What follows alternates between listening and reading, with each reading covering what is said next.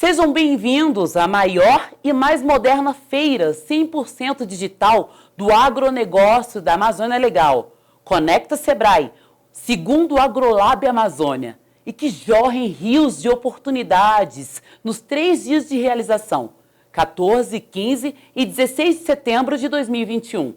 Naveguem nessa experiência.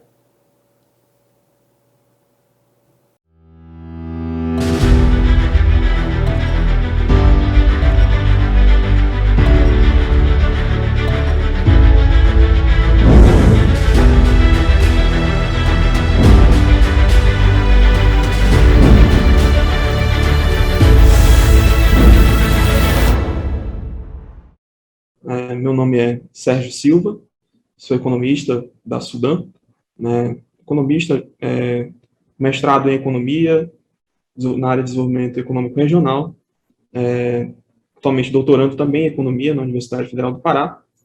E hoje eu vou fazer essa apresentação que vai ser dividida em 2 partes, na verdade.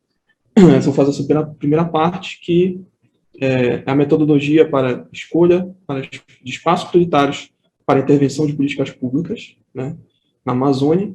E aí, após essa parte, a superintendente da Sudan, Luiz Caroline, vai complementar falando do caso específico da Zona de Desenvolvimento Sustentável dos estados do Amazonas. Então, essa apresentação, a gente buscou trazer os elementos que compõem, as características da nossa construção, de uma política pública, de um plano, de um programa, o que antecede, o que compõe, na verdade, a elaboração dessas escolhas de espaços prioritários, dessa escolha de intervenção, trazendo para o caso específico também da Amazônia.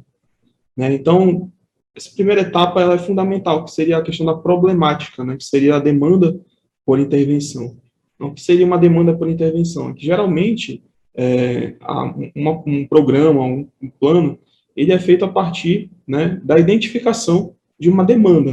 É preciso identificar qual é a problemática que está acontecendo no território, e aí, a partir dessa problemática, a partir de uma demanda identificada, a gente elabora, nós começamos o processo de elaboração, de formulação de uma proposta de intervenção, e aí também escolhendo espaços prioritários para essas intervenções. E aí essas demandas, elas podem ser, elas estão dentro, na verdade, de um contexto econômico, social, ambiental e até mesmo institucional. Então, elas podem vir de um desses setores, vamos dizer assim, da sociedade, e podem ser, por exemplo, previstas em lei, demandas previstas em lei, até mesmo decretos, enfim, ou outros arcabouços regulatórios. Podem ser demandas previstas no território, demandas oriundas do território, na verdade, dos atores que participam, que estão envolvidos naquela questão, das comunidades, do setor produtivo, da sociedade civil organizada, das entidades que estão participando daquele fenômeno, daquela questão. Então, a demanda pode vir do território especificamente, e é uma demanda genuína porque são das pessoas que vivem aquela realidade.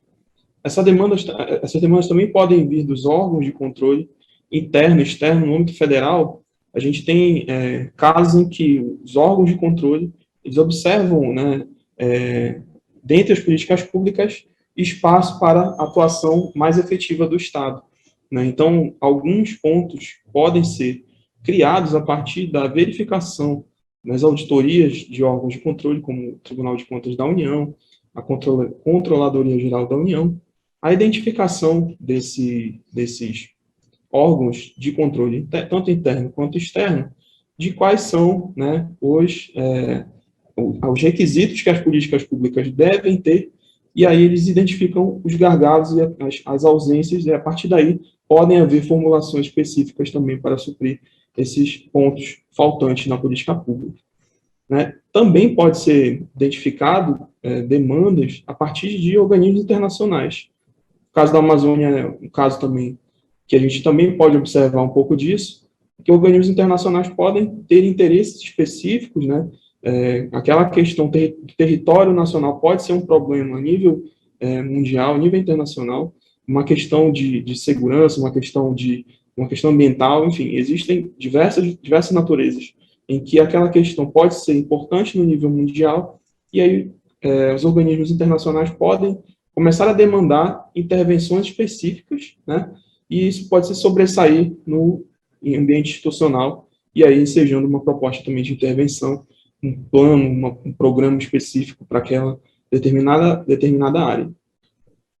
Também pode ser a partir da demanda dos próprios agentes públicos envolvidos, como, por exemplo, governos estaduais que, de repente, podem precisar de parcerias para a elaboração, né, de uma proposta mais estruturada de intervenção pública, de uma política pública, né? Então, governos estaduais, governos municipais podem ser também demandantes nesse sentido, de uma intervenção mais estruturada, né? Então, tudo começa a partir dessa demanda. Precisa identificar essa demanda por uma intervenção mais organizada, mais elaborada, né, de uma política pública. A partir de então, inicia-se o processo de formulação dessa proposta de intervenção. Então, passando em seguida, nós temos a questão da fundamentação, né? A partir da identificação da necessidade, né, da problemática envolvida naquele território, naquela localidade, naquela região, nós passamos para a questão da fundamentação, que seria uma etapa também importante, porque ela serve de alicerce, né, para o que vem a seguir, né? É preciso que nós adentremos na literatura científica, né, a literatura que estuda, né, a literatura acadêmica que estuda aquele fenômeno, aquela região, enfim, qual é o estado da arte daquele problema específico, né, tanto no nível mais regional, nas descobertas de níveis regionais, nos níveis nacionais, até mesmo nos campos de pesquisa a nível internacional. Como exemplo, nós temos, no caso da Amazônia, alguns referenciais que são importantes todas as vezes que nós vamos elaborar alguma proposta, né, de intervenção específica, né, como o desenvolvimento humano, né. Desenvolvimento humano vai tratar muito da questão do acesso pelas pessoas, pelo indivíduo, né, à saúde, à educação, à renda, e ele vai estar muito referenciado pelo Índice de Desenvolvimento Humano, que é o IDH. O IDH, ele vai ser esse índice que é usado pelos diversos países do mundo, né, obtido através da Organização das Nações Unidas, né, que tenta trazer um padrão de desenvolvimento humano mínimo, né, para as sociedades no mundo inteiro.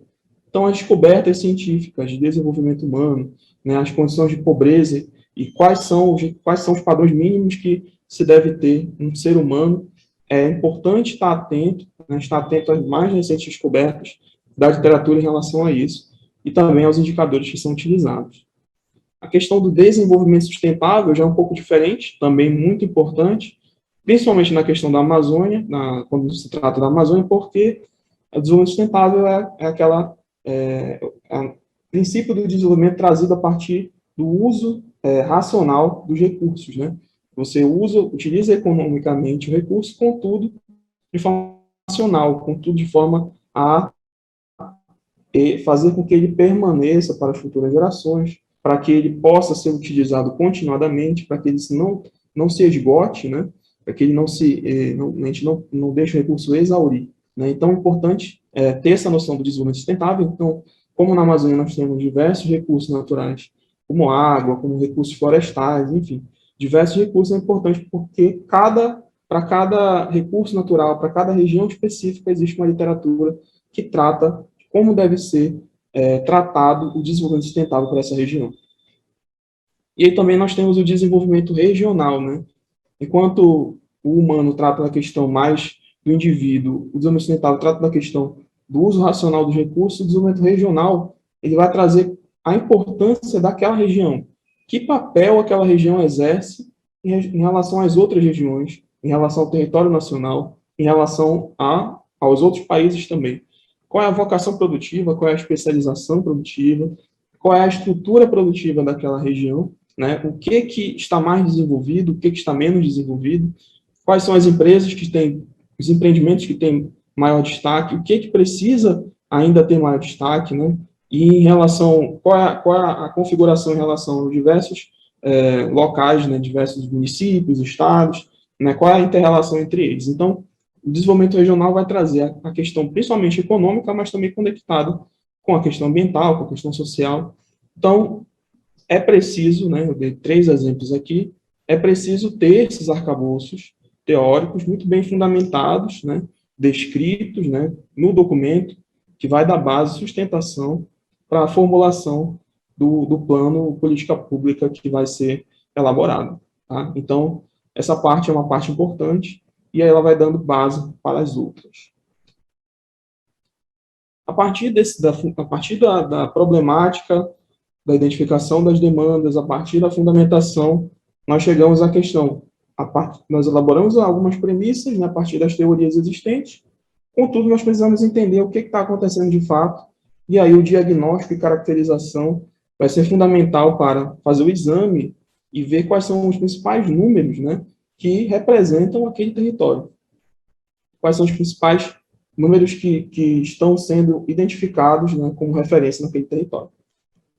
E aí nós temos a construção de levantamento de informações de múltiplas fontes, diversos tipos, né? Essas informações podem ser, por exemplo, econômicas, né, como o PIB, que pode ser o PIB estadual, o PIB municipal, o PIB per capita, né?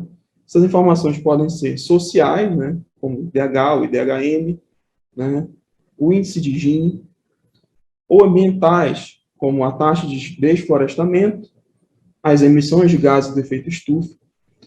É importante dizer que essas informações que nós trouxemos aqui, elas são informações muito importantes, geralmente elas constam nos documentos de formulação de escolha de espaço prioritário, de formulação de política pública. Essas informações, elas são de referência, contudo, não são as únicas. Elas podem ser desagregadas, nós podemos agregar essas informações em nível municipal, trazer série histórica dessas informações, complementar com outras informações que podem ou não ser derivadas destas mesmas informações, outros indicadores que podem ter relação com o fenômeno estudado, e no final das contas, quanto mais detalhado for esse diagnóstico, essa caracterização do território, mais base nós vamos ter para formular uma intervenção mais bem direcionada e que atenda aos objetivos e anseios da sociedade que está envolvida naquela construção social e econômica. Então, a partir disso, o que nós temos é um processo de construção. É importante perceber que é uma espécie de escada, né? Uma espécie de construção. Uma coisa leva a outra, nesse caso, a partir da problemática nós temos a fundamentação, a partir da fundamentação nós temos o diagnóstico, e aí, a partir do diagnóstico, nós já começamos a formular algumas premissas, algumas hipóteses, né, algumas linhas específicas que podem ser adotadas e quais serão as ações dos órgãos que estão envolvidos naquela intervenção. Né? E a partir dessas linhas que já estão sendo traçadas nesse momento da caracterização, nós precisamos validar, né, essa construção interna e enriquecê-la, né? E aí esse processo é obtido a partir, né, da participação dos atores envolvidos, né? E aí a gente adota, nesse caso, uma estratégia de confiança e suporte, né? Confiança, que aí nós passamos a também fazer com que a população envolvida, os atores envolvidos, né, aqueles que convivem com aquele problema, com aquela situação diariamente, né, se sintam envolvidos, né, com a construção daquela política e, ao mesmo tempo, forneçam um suporte, né, com a sua opinião, com o seu conhecimento, né, com a sua visão e experiência, forneçam um suporte para que a política, para que o plano, o programa, possa ser melhor elaborado, mais bem desenhado. E aí nós temos alguns exemplos de formatos participativos, né, que nesse caso aí seria, por exemplo, a consulta pública, nós temos aí questionários, reuniões e webinars. Consulta pública acontece, por exemplo, quando o órgão coloca, né, no seu site, no seu sítio institucional, disponibilidade para que a sociedade de uma forma geral, né, tanto grupos específicos quanto a sociedade de uma forma geral, possa contribuir com a construção, né, opinamento, construção, enfim, e em diversas etapas, diversas partes do documento que está sendo elaborado, a população possa contribuir né, para a sua formulação. Questionários também são uma forma de, talvez até mesmo direcionar um pouco mais quais são, para os atores que mais participam daquele processo. Questionários é uma forma de coletar a percepção, né, a opinião, e também trazer elementos de fundamentação, né? E esses questionários podem ser aplicados tanto de forma virtual, que atualmente se possibilita isso com os avanços tecnológicos, ou também de forma física, né? Mas seria um pouco mais trabalhoso e custoso, mas depende da forma, do objetivo que se quer atingir. Reuniões, webinars também podem ser formas participativas, né? Pode-se fazer reuniões itinerantes, por exemplo. Webinars são formas também muito eficientes de fazer essas coletas, porque você coloca no ambiente virtual uma reunião e aí pessoas de diversos lugares podem participar virtualmente e manifestar sua opinião. Essas opiniões podem ser levadas para a construção do documento que está sendo formulado. E aí nós temos também a questão a partir dessa construção que nós falamos anteriormente, nós temos a questão da estratégia de intervenção. A estratégia de intervenção, ela vai ser o resultado, né, a partir da fundamentação, caracterização e diagnóstico, consulta aos autores envolvidos, nós temos a estratégia de intervenção. Ela vai ser o resultado, né, dessa construção, e nessa estratégia de intervenção nós vamos definir quais são as linhas, né, quais são as diretrizes estratégicas, quais são os objetivos daquela intervenção, e aí podendo chegar justamente às ações, né, a partir de cada linha, diretriz estratégica, objetivo estratégico, quais são as linhas que eu vou seguir, e chego nas ações que cada diretriz estratégica traçou, eu chego nas ações que vão ser implementadas para resolver justamente os problemas que foram identificados desde a fundamentação da política. Então, a fundamentação, caracterização e diagnóstico, consulta aos atores servem para dar essa sustentação para a estratégia de intervenção poder, de forma muito objetiva, assertiva, cirúrgica, eu diria, para que ela realmente atinja, né, os objetivos que se quer, né, que os anseios da sociedade, né, estão se demonstrando ali naquela situação, justamente para que ela possa atingir assertivamente e corretamente esses objetivos. Então, essa etapa também inclui a verificação de sobreposições e complementaridades. Então, é importante que, nesse processo de construção da estratégia de intervenção, esse processo de nascimento de um programa, de uma política, de um plano, né, é que se verifique se existem complementaridades com outras políticas, com outros programas existentes no nível federal, no nível estadual, municipal, e também possíveis sobreposições, né, se o problema que está sendo atacado, a política que está sendo construída, o plano, ele está se sobrepondo a outro que já faz algo parecido. É importante que não haja essa sobreposição para que os recursos públicos sejam alocados de forma mais eficiente, né? Então, é importante ter essa noção de complementaridade e sobreposição. Também é fundamental a construção da árvore do problema. A árvore do problema seria justamente identificar o problema ou os problemas principais que estão sendo verificados naquele território, e aí, a partir daí, identificar quais são as causas, possíveis causas desse problema e as consequências desse problema. A partir desse processo de identificação do problema, de suas causas e suas consequências, é possível formular justamente as estratégias que vão atacar as causas, né? Atacando as causas, nós também, indiretamente, estamos atacando as consequências e, de fato, contribuindo para a resolução do problema que está sendo identificado, tá? Então, um terceiro ponto muito importante seria a identificação de metas e compromissos internacionais. O que seria isso? Identificação, como um exemplo, nós temos a Agenda 2030, os Objetivos do Desenvolvimento Sustentável, e aí o Brasil, por exemplo, possui compromissos né, metas para ser cumpridas com a Agenda 2030. E aí é importante que as ações, né, de construção de política voltada principalmente para o desenvolvimento estejam alinhadas, né, a esse movimento de compromisso internacional, né, que elas guardem relação, né, e que elas estejam contribuindo para a obtenção dessas metas, inclusive. Isso fortalece o processo de construção da política, porque ela justamente tem mais embasamento e também auxilia justamente também na elaboração, no atingimento das metas internacionais que são importantes para a sociedade de uma forma geral.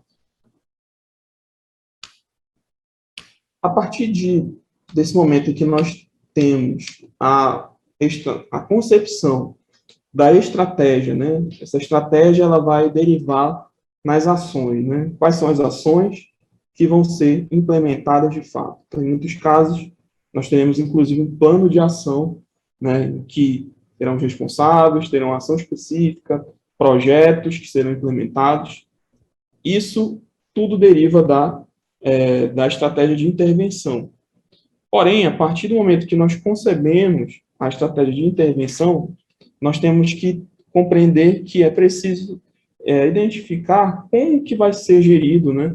Porque quem vai administrar, quais instituições vão participar, né, da administração, do gerenciamento, né, daquelas ações que muitas vezes são complexas, né? É um conjunto de ações que envolvem muitos setores da sociedade e por isso são complexas. Então, é preciso ter uma estratégia de governança. Né? Por isso que a governança é um ponto fundamental dessa formulação, né? E ela vai definir o arranjo institucional que está programado, planejado, projetado para a execução daquela proposta de intervenção. E aí, né, nós temos alguns pontos, né, que precisam ser levados em consideração na hora de definir a proposta de governança, né, que, logicamente, tem que partir do pressuposto em que existe a participação da sociedade civil e do setor público nas diferentes esferas de poder. Entre essas características, que aqui não estão todas, elas estão algumas, mas são importantes, porém não esgotam, tá, o tema da governança, seria a forma de institucionalização, né, que seria, nesse caso, qual é, por exemplo, o documento que vai institucionalizar aquela política, pode ser uma resolução, pode ser um decreto, pode ser uma lei, pode ser outro dispositivo. Qual vai ser o dispositivo? Quais são as regras que vão reger o funcionamento daquele conjunto de instituições? Qual é a competência de cada instituição? Né? Qual o dever de cada instituição? Isso tudo precisa estar bem configurado na questão da forma de institucionalização. É preciso já antever para que não aconteça de depois se deparar com esse problema e talvez perder eficiência ou até mesmo a eficácia e efetividade da política que está sendo implementada. Nós temos a forma de participação, né? A forma de participação é qual é o fórum, né? Qual é o espaço democrático, né, que vai reger, que vai gerir aquela construção, aquela formulação. Pode ser um comitê gestor, pode ser um conselho gestor, enfim. Qual vai ser esse formato e quem vai participar, né? Quem vai tomar as decisões, né, em relação às ações que vão ser desenvolvidas, né, por aquela política específica, por aquele programa ou plano específico. E aí nós temos também a questão da capacidade organizacional e recursos, né? Seria dos órgãos que estão envolvidos naquela intervenção, o que cada um pode contribuir, qual é a infraestrutura disponível, quais são os recursos humanos que estão sendo utilizados, né? Então, é preciso prever o que será necessário para pôr em prática, né, aquela ação e quais são os órgãos, quais são as instituições que estão envolvidas e como elas irão contribuir, né, com a sua infraestrutura para tal. Também é muito importante a questão da accountability, né, que vem muito em relação a transparência, né? Transparência e apresentação de informações, né? De resultados para a sociedade de uma forma muito fácil, de uma forma muito tranquila e transparente, tá? Para que possibilite, inclusive, o controle social. A partir disso, de certa forma, também no âmbito da governança, nós precisamos entender, prever quais são, né, qual vai ser a estratégia de financiamento das ações. Temos toda a construção, né, desde a fundamentação até a estratégia de intervenção. Temos a governança, porém, precisamos saber, né, uma parte extremamente importante que vai dizer sobre a viabilidade daquele plano ou proposta de intervenção, é como vai ser financiadas as ações que estão previstas no plano de ação, né? Quem vai aportar recursos, né? Da onde vêm os recursos que serão necessários para as ações que estão previstas, né? Então, para uma intervenção ter eficácia, ou seja, acontecer, né? Para ela acontecer, para ela entrar na dimensão da eficácia, na dimensão do desempenho, da eficácia, e a partir daí poder ou não ser efetiva, né, nós precisamos saber quais ações financiarão, como vai ser o financiamento dessas ações. Então, algumas perguntas são importantes. Haverá impacto orçamentário para estados, municípios ou governo federal? Se houver impacto orçamentário, é preciso prever, né, como esse impacto vai ser tratado, se vai haver uma compensação de alguma forma. Quais ações serão financiadas via recursos orçamentários? Né? Quais ações serão financiadas via recursos orçamentários da União, do Estado, do município? Quais serão financiadas via recursos reembolsáveis? Então, existem fundos, né, de investimento, fundos federais, fundos estaduais que podem aportar recursos reembolsáveis para alguns tipos de projetos específicos. Essa pergunta precisa ser respondida e ser respondido também o valor. Quais ações serão financiadas via parceria público-privada ou concessões? Hoje a iniciativa privada participa demais, né, participa bastante dessas ações públicas que podem vir a ser via parceria público-privada ou mesmo de concessões. E é preciso já prever quais serão esses valores. Quais ações serão financiadas via recursos internacionais? Existem, né, em alguns casos, recursos internacionais que podem vir a ser utilizados, tanto reembolsáveis ou não reembolsáveis. Contudo, é preciso entender quais tipos de projetos estão aptos para esse tipo de recurso. E aí, nós temos, a partir de então, né, uma questão importantíssima, que é a questão do monitoramento e avaliação. Não basta apenas conceber, né, a estratégia, formulação dessa escolha de espaços prioritários, dessa proposta de intervenção, é preciso que ela seja acompanhada, é preciso que ela seja avaliada, né? E aí nós temos algumas estratégias que são utilizadas para o monitoramento e avaliação, que inclusive tem sido muito cobrado, essa etapa tem sido demais cobrada pelos órgãos de controle, né? Porque justamente ela tem a ver com a alocação de recursos. Se a alocação de recursos está sendo muito intensa, é preciso, então, que esses recursos que essa intervenção precise ser avaliada, né? É necessário que ela seja avaliada para verificar se ela está dando resultado e se ela justifica a alocação de tais recursos. Então, definir o marco lógico, né, é importantíssimo. É um processo inicial, né, processo na formulação, que se definir o que seria o marco lógico. Seria os insumos, atividades, resultados, né, os insumos, atividades, produtos, resultados e impactos esperados. Né? Definir cada etapa, né, dessa política, como vai ser da onde vem esses insumos, de onde vem o orçamento, de onde vem os recursos humanos, o que será feito, né, qual é o produto do que será feito, qual é o resultado que se quer obter e o impacto na sociedade, que é o campo da efetividade. Definir metas e indicadores para monitorar e avaliar a intervenção. Já definir previamente essas metas e indicadores. E, além disso, definir rotinas e responsáveis pelo processo de avaliação. Como vai ser feito? Vai ser um sistema?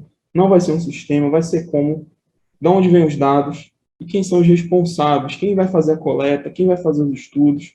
Enfim, qual é a instituição que vai ser responsável para identificar qual é o resultado daquela intervenção? Tá?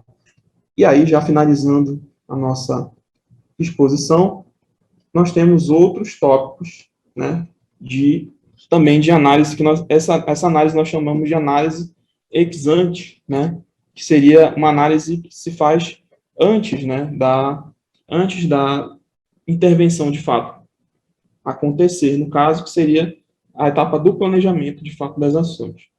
Então, tópicos importantes: gestão de risco, né, que seria identificar quais são os riscos envolvidos, a sua probabilidade, o seu potencial de dano, de impacto, né, e gerenciar esses riscos. Análise do ambiente interno e externo, muito importante, com a matriz SWOT, né, forças, fraquezas, ameaças, oportunidades.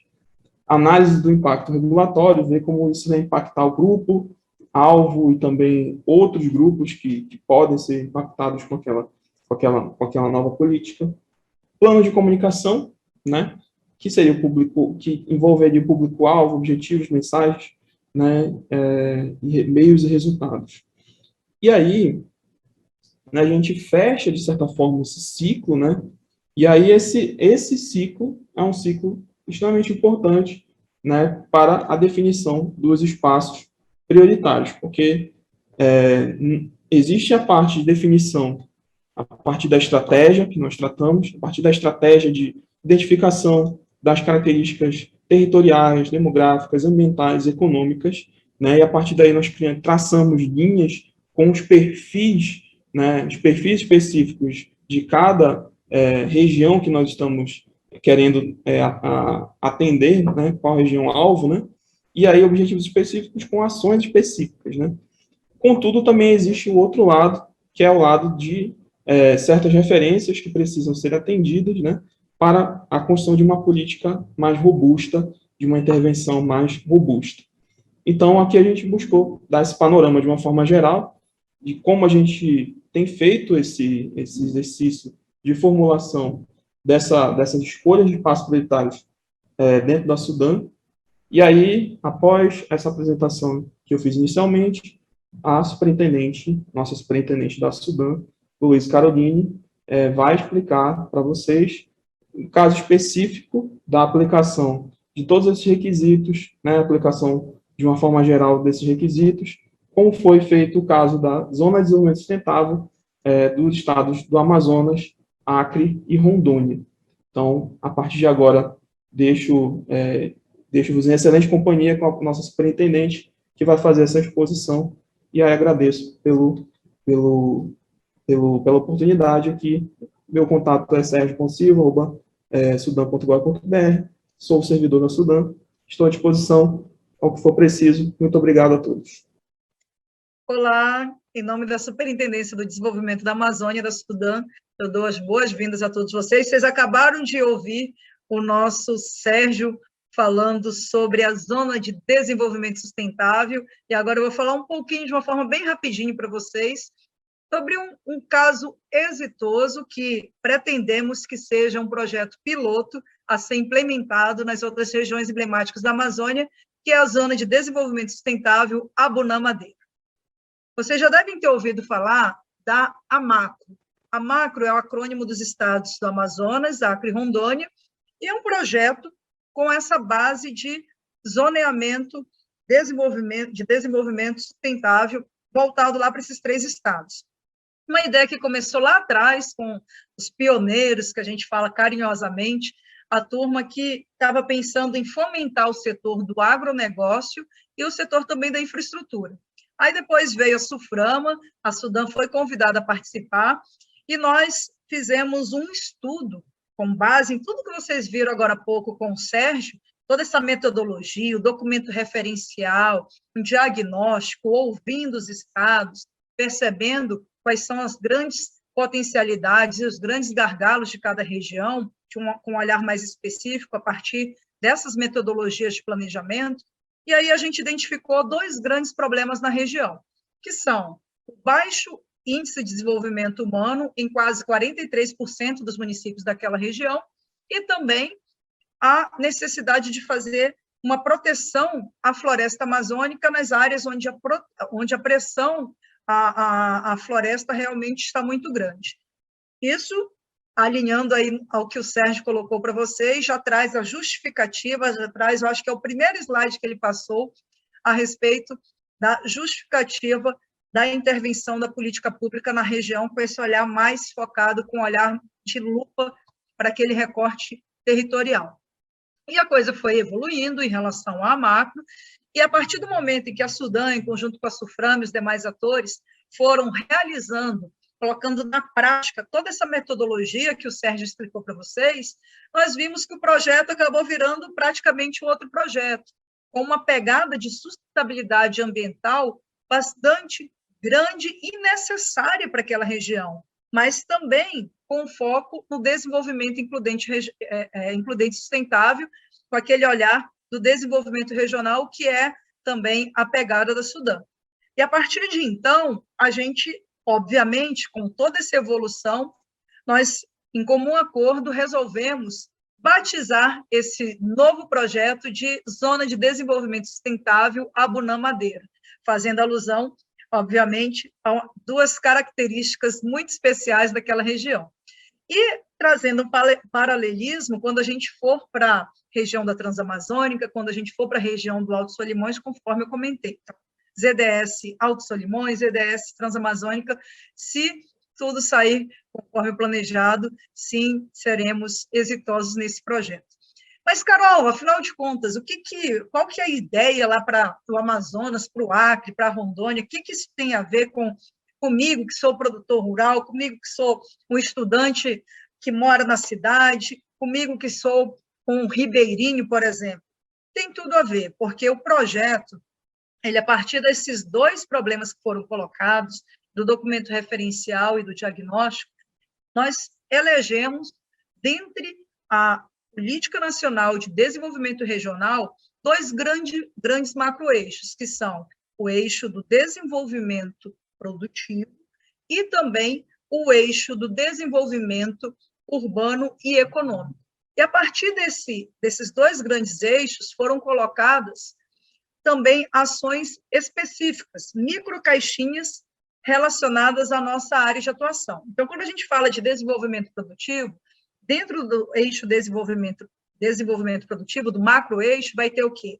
Agronegócio, vai ter indústria, vai ter bioeconomia e vai ter turismo. São setores prioritários para esta zona de desenvolvimento sustentável que nós pretendemos abraçar, que, na verdade, nós já abraçamos, né? Agora, no outro macroeixo, que é a infraestrutura econômica urbana, quais são as prioridades que foram colocadas? Logística e transporte, um ponto de extrema relevância quando a gente fala de Amazônia, energia e telecomunicação. Então, estou colocando para vocês um mapa mental da ZDS Abunã Madeira, como estudo de caso, montado a partir do guarda-chuva da sustentabilidade ambiental, trazendo esses dois macroeixos e tendo como base ferramentas indispensáveis que necessariamente vão conversar com cada caixinha, que é P&D, PDI, e TIC, Tecnologia, Inovação e Ciência. Da gente, essas ferramentas, pesquisa, desenvolvimento, capacitação, tecnologia, inovação e ciência, elas vão caminhar em cada uma das caixinhas, levando, claro, os seus benefícios. Mas como a gente está falando de Amazônia e atração de investimentos, e fomento à infraestrutura, ao turismo, aos circuitos produtivos sustentáveis, preciso, sim, falar em segurança jurídica e regularização fundiária. Então, hoje, nós estamos com a seguinte proposta, já trazendo aqui um spoiler para vocês. O projeto está caminhando bem, e esse projeto, com a anuência do Ministério do Desenvolvimento Regional, lembre-se, a Sudã é uma autarquia federal vinculada ao MDR.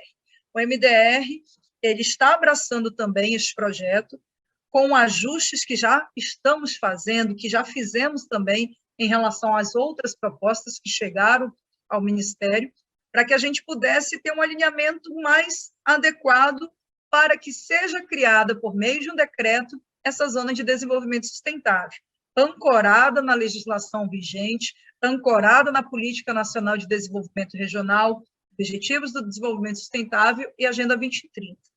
Então, nesse momento, a gente está com esse projeto também caminhando, mas isso não significa que as ações não estejam acontecendo, já estão acontecendo, e aqui a gente pode citar várias ações que serão abraçadas e que já estão dentro da ZDS Abuna Madeira. Por exemplo, Ticara, carro-chefe.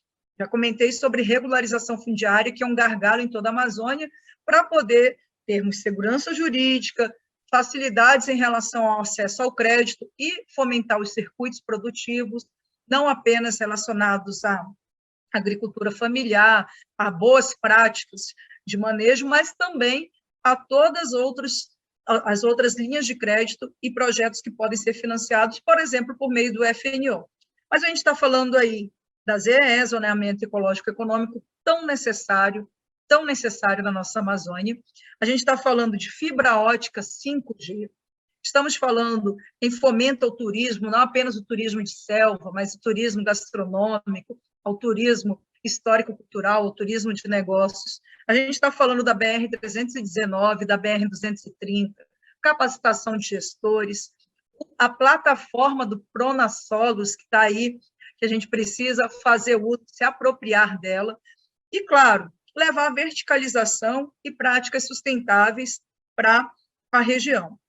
Então, assim, já indo para o final aqui da minha fala, eu chamo a atenção a um ponto muito importante relacionado às EDS. Vejam, a Amazônia é uma região muito extensa. Todo mundo sabe, né? Quem vive aqui conhece. São várias Amazônias. Uma região aí que cabe em vários países aqui dentro. Então, a política que a gente faz lá no Marajó não pode ser a mesma que é feita lá no sul do Amazonas. O próprio estado do Amazonas, eu tenho várias regiões, biomas diferenciados que têm que ter uma política customizada, olhando a vocação local. E aí a ZDS está com essa pegada. A intenção dela é potencializar suas ações locais, levando o quê?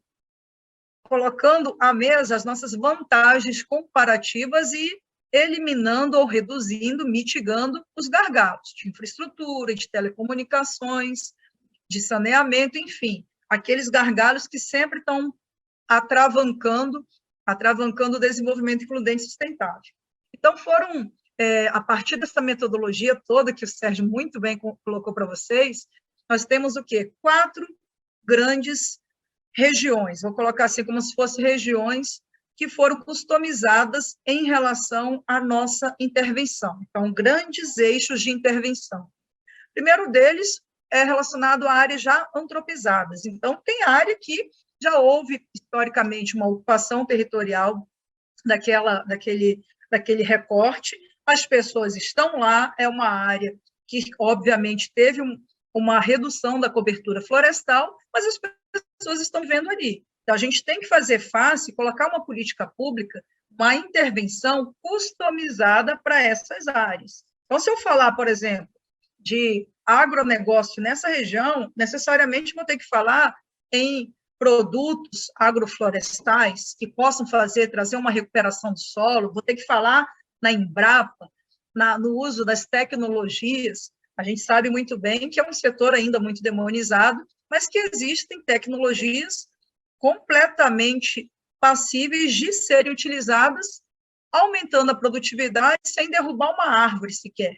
Então, a gente já tem essa visão. Tem áreas que elas são áreas que estão preservadas, são áreas conservadas, que também precisam de uma utilização racional. E aí a biotecnologia entra com tudo, tem fármacos, tem rede de cosméticos, enfim, tem uma série de possibilidades voltadas ao fomento da bioeconomia. Selo da Amazônia, verticalização da produção. Eu sempre comento como um exemplo, porque, gente, quem não gosta de chocolate, né? Desconfio das pessoas que não gostam de chocolate, pessoal, porque a gente está falando de cacau com denominação de origem.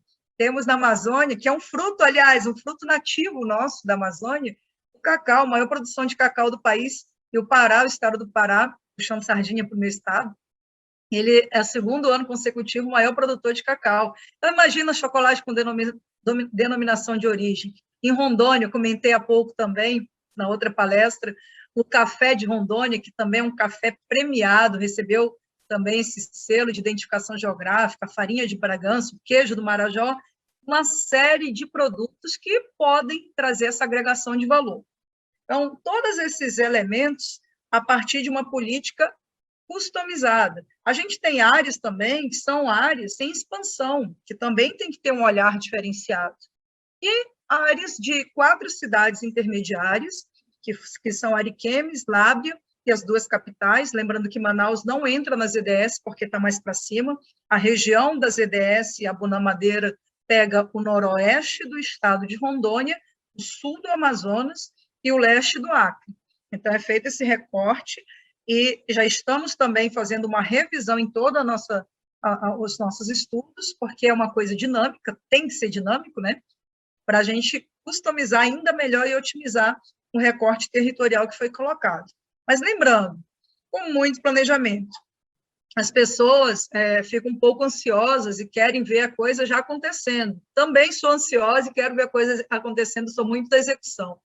Mas a gente também tem que, às vezes, entender, ter bom senso, o momento de dar um passo atrás, às vezes até 2, e aí colocar um planejamento para não fazer o que eu falei há pouco, né? Dar um voo de galinha, ter uma política pública efetiva e que deixe legado para a população, que essa é a nossa intenção. Então, as EDS, pessoal, da Abunã-Madeira, está aí.